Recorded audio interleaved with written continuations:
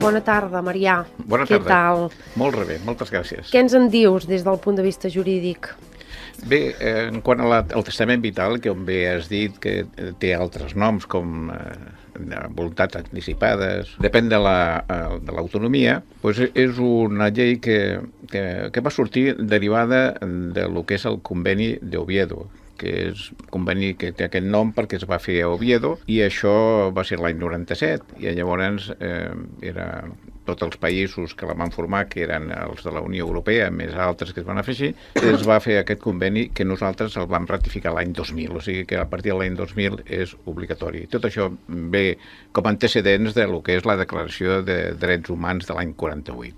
Doncs bé, llavors, a l'arribar això que a Espanya va ser a partir de l'any 2000, a Catalunya va ser la primera autonomia que es va anticipar i va fer la llei de l'autonomia del pacient i documentació clínica, per no dir que és molt llarga d'això.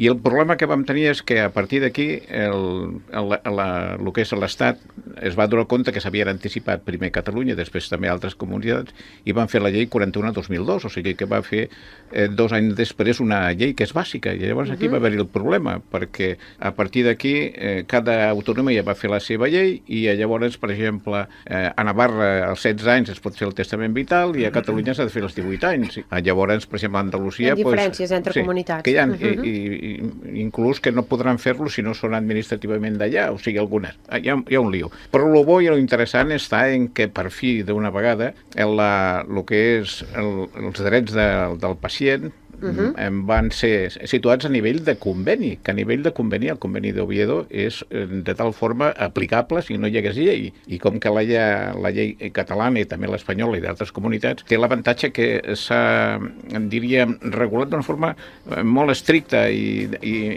molt ben regulada en totes les situacions possibles.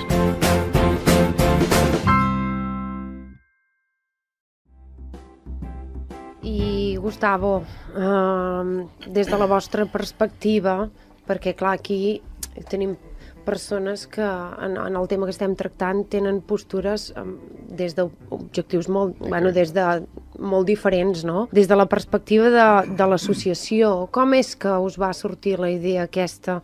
Com va sorgir la idea de l'associació? En base a quins casos en concret?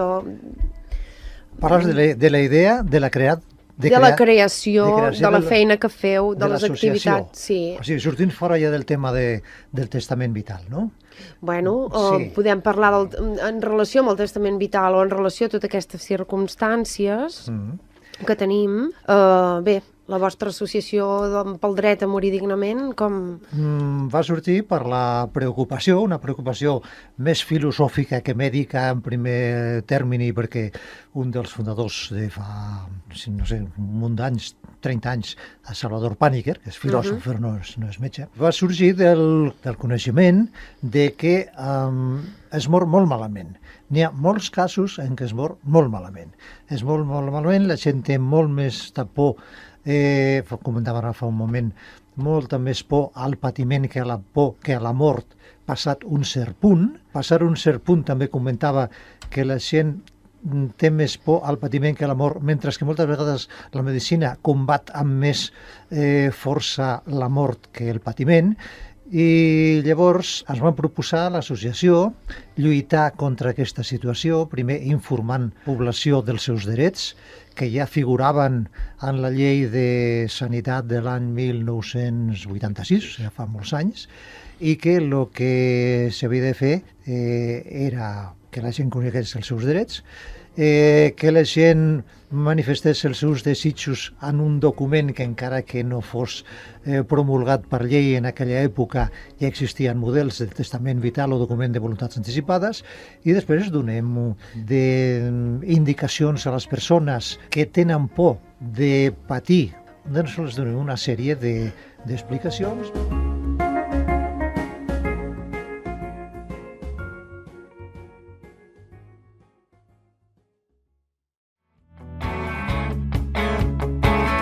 Des d'una altra perspectiva, directament amb el pacient, doctor Xavier, moltes gràcies per estar amb nosaltres.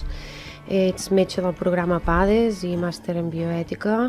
Des de la teva perspectiva, quins criteris creieu que s'han treballat amb tot plegat, amb tota aquesta temàtica? Bé, moltes gràcies per convidar-me, és un plaer estar amb vosaltres, de veritat. Hi ha un tema de fons per això que és que la mort és un tabú a la nostra societat. És que això ho dèiem abans, fora de micros. I per tant l'associació de Dret a Morir Dignament porta una tasca extraordinàriament positiva i important, perquè posa en relleu que ens morim al 100%. Vale? Això és un fet. Però jo vinc d'una escola mèdica del Jordi Gol i Gorina, que ell deia que abans el tabú era el sexe, no? I els nens venien de París. Sí. I després, un moment donat, el tabú deixa de ser el sexe, tothom sap d'on venen els nens, però quan l'avi és mort, diem l'avi ha marxat a viatge, perquè no sabem com dir-li que s'ha mort. I això impregna la societat d'una manera extraordinària, i això ho veiem a les cases i amb els malalts. Després, jo per aquí entenc que hi hagi una explicació de per què un instrument tan important, tan ben fet i tan ben pensat, no el trobem per les cases.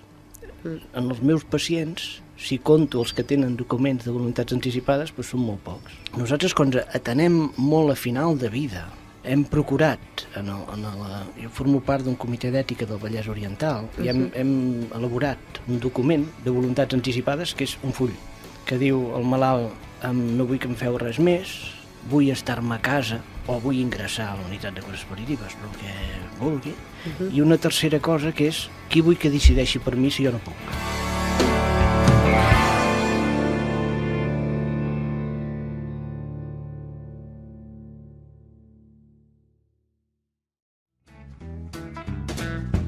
Voldríem que compartissis amb nosaltres doncs, tota aquesta part emocional, perquè nosaltres havíem proposat aquest programa tan plural per veure-ho des de la part jurídica, des de la part mèdica, des de la part d'acompanyament més del teixit associatiu i evidentment la teva faceta és molt important.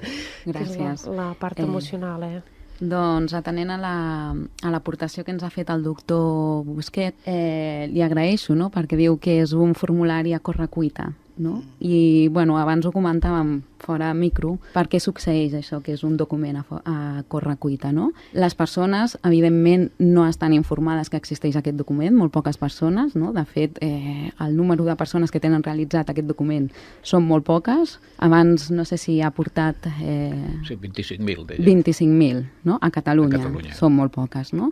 Però també crec que els professionals també hi tenim molt a veure, no? Aquí, com treballem nosaltres l'amor amb el pacient, sobretot quan hi apareix la malaltia avançada, no? Jo crec que és un document prou important que l'hem de veure com el resultat d'una reflexió i d'un procés d'adaptació, no?, amb aquesta nova situació. Que està molt bé que en algun moment donat pugui ser un document a correcuita perquè millor això que res, no?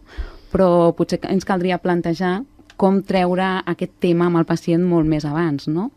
Quan el pacient no està tan al final de la vida, quan encara està en tractaments actius, però sabem que aquest pronòstic de malaltia no és del tot bo i que a curt termini o a curt plaç aquella persona morirà, però no tant a correcuita, no? Llavors, crec que és una dificultat de la societat, però també a vegades una dificultat dels propis professionals que treballem amb aquesta situació, no? Perquè és una conseqüència, no? Potser també en el procés formatiu no es contempla tant aquesta... No, i que ho fem el millor possible tots, clar, ho fem el millor possible. Però també crec que podríem utilitzar, i una idea que jo reflexionant aquests dies, no?, donat aquest programa, que podríem utilitzar aquesta eina també per generar diàleg i per generar confiança amb aquest pacient i poder treballar tots aquests aspectes, no? I poder parlar d'aquesta por a la mort, poder parlar de com es va...